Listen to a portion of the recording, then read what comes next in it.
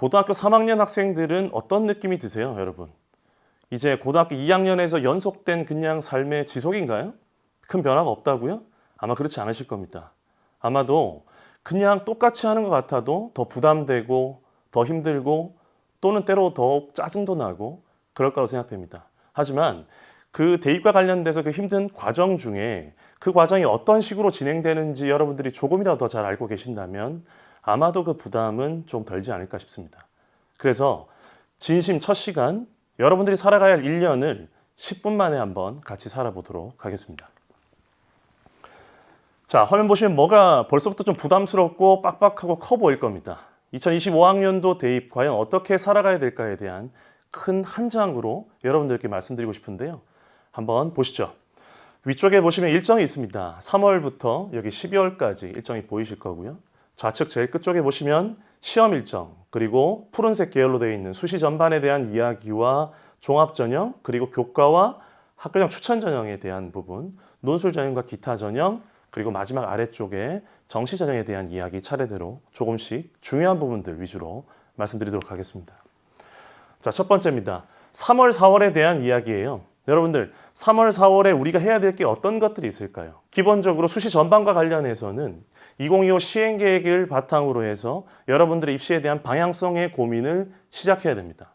그리고 학생부 종합 전형을 준비하는 학생이라면 학생부를 점검해야 돼요. 자신의 학생부 1, 2학년 때 학생부를 점검하시고 올해 과연 남아있는 한 학기를 어떻게 보내야 될지에 대한 생각을 반드시 해 주셔야 됩니다. 그리고 교과 전형에 대한 관심이 있는 학생이라면 학교의 입결이라든지 그리고 학교장 추천 전형과 관련된 지금 학교 다니고 있는 학교의 규정에 대해서도 담임 선생님 등을 통해서 알아두시는 게 나중에 입시에 도움이 될 겁니다.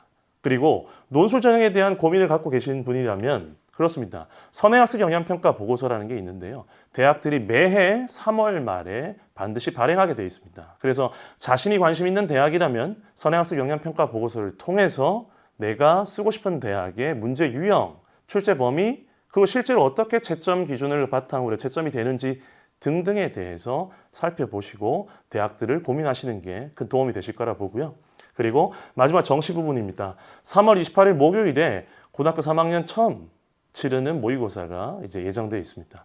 수능 최저학력 기준입니다. 바로 처음부터 정시를 고민하는 친구들도 있겠지만 이 모의고사가 여러분들에게 가지는 큰 의미, 바로 수능 최저학력 기준과 관련된다라는 거 기억하시고 준비를 차근차근 해주시면 좋을 것 같습니다. 즉 현재의 상황에 대한 이해를 바탕으로 해서 관심대학 그리고 시행계획 점검하시고 첫 학평을 바탕으로 해서 무언가 대입을 시작하는 방향이면 좋겠고요. 농담같이 보일지 모르겠지만 학생뿐만 아니라 가족들이 가지고 있는 현실적인 기대치까지도 고민해서 대입을 시작하시는 게 도움이 될 거라 봅니다. 5월과 6월이에요. 사실 입시와 관련돼서는 5월, 6월이 가장 중요한 시기라고 저는 생각하는데요. 아무래도 이 수시 전형으로 놓고 봤었을 때 9월에 있는 수시 전형 전에 가장 중심이 되는 부분이기도 하고 실제로 학교 내에서도 1차 지필고사 이후로 굉장히 많은 수행평가 등등으로 바쁜 시기가 될 것 같습니다. 학부모 상담이라든지 학생 상담 등이 거의 다 이루어지실 시기이고요. 5월 말이 되면 그리고 2025 진짜 최종판이라고 할 수 있는 수시의 요강이 다 발표가 됩니다. 점검하셔야겠죠. 수행평가나 각종 활동들에 대해서 꾸준히 잘 챙겨 두셔야 되고요. 그리고 자신의 가능성에 대한 부분, 특히 수능 체제와 연결지어서 교과 전형에 대한 가능성을 타진해 보시는 것이 실제 대입에 굉장히 큰 도움이 됩니다. 그리고 전략대학에 대해서 논술 전형 같은 경우에는 모의 논술들이 계속 진행이 되거든요. 특히 5월, 6월이 되면 학교로 수많은 논술 관련된 공문들이 옵니다. 그중에서 자신에게 해당되는 내용들, 학교에서 알려주시는 부분들이 있다면 반드시 챙겨서 논술 모의고사는 꼭 보셔야 됩니다. 왜냐? 논술 모의고사에 참여하시는 교수님들이 실제 논술을 출제하는 경우들이 많기 때문에 그렇습니다. 그리고 정말로 중요한 6월 모의평가 어떻습니까? 육모를 준비하고 계시죠, 지금도. 6월 모의평가에 대한 목표를 정확하게 세우시고 실제로 6월 모의평가 직후에 내가 나중에 수능에서 볼 과목에 대한 선택 과목 완벽하게 정리해 두시는 것이 실수를 줄이는 데 도움이 될 겁니다.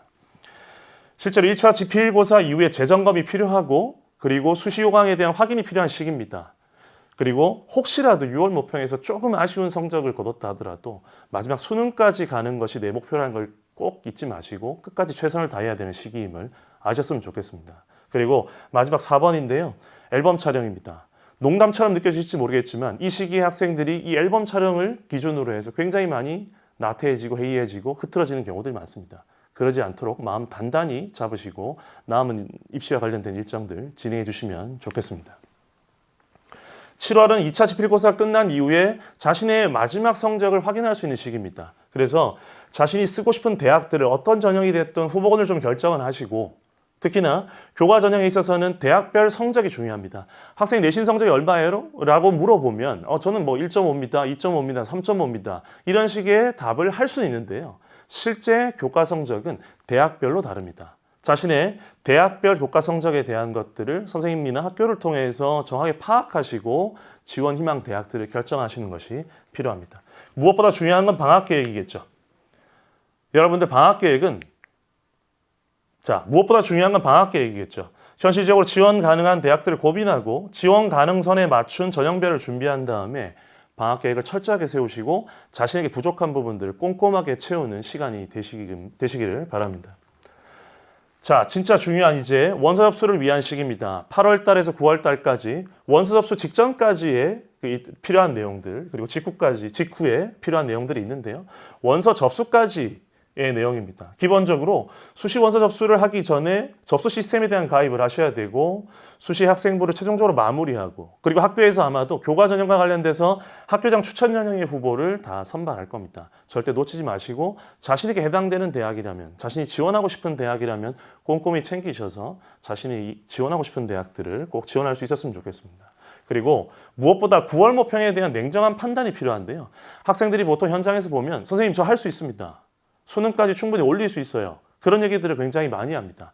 그 말 저는 믿습니다. 틀렸다고 생각하지 않아요. 하지만 원서 접수라는 시기에 그 시기에 판단을 흐리게 할 수 있습니다. 정확하게 자신의 현재 상황을 파악해서 거기에 맞게끔 입시 전략을 짜는 것이 굉장히 중요합니다. 그래서 조금 아쉽더라도 거기에 맞춰서 입시 전략을 짜고 그리고 더 발전할 수 있는 기회로 삼는 것이 필요하다고 생각되고요.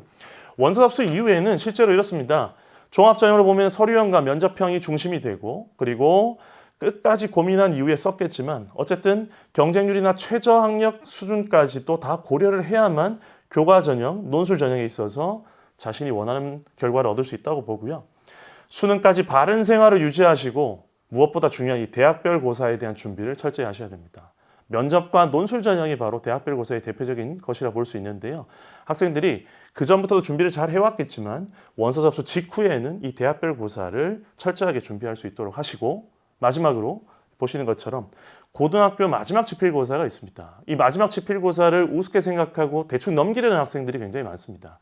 그러시면 안 돼요. 어떤 일이 나중에 벌어질지 모릅니다. 끝까지 학교생활 마지막 시험까지 최선을 다하는 모습 견지하시기 바랍니다. 자, 마지막 수능 이후에 전후의 시기라 볼 수 있는데요. 실제로 10월부터 11월, 12월 초까지는 대학별 고사가 꾸준히 진행이 되고요. 그리고 면접고사부터 시작해서 수능 시험이라는 아주 중요한 이 관문이 있죠. 그래서 대학별 고사가 연속되고 그 시기를 잘 넘기시면서 수능도 준비해야 되는 굉장히 소중한 시기입니다. 수능 시험을 보고 나면 그 직후에 가채점을 하시고 그리고 그 가채점에 맞춰서 나한테 필요한 무언가가 어떤 대학이 어떤 유형으로 내가 지원을 해야 그리고 어떤 과목에 내가 유불리에 따라서 A란 대학이 유리한지 B란 대학이 유리한지를 따지고 있어야 됩니다. 그런 다음에 실제로 성적표가 12월 초에 나오면 실제점을 바탕으로 해서 지원 전략을 꼼꼼하게 세우시는 게 필요하고요. 그리고 최선호 대학이라고 할 수 있는 이 대학들은 표준 점수가 아니라 변환 표준 점수까지도 고려해야 되기 때문에 12월 말이 돼서야 제대로 된 전략을 세울 수도 있습니다. 그 부분까지 좀 고민하시고 10월, 11월, 12월, 1월까지 지내시는 게 중요하다고 생각합니다. 아주 짧은 시간이지만 여러분들이 살아가야 할 1년에 대해서 10분 만에 1년 살아보겠습니다. 언제 무엇을 해야 될지 조금은 짐작했을 거라고 보이는데요. 지금 바로 시작하셔야 됩니다.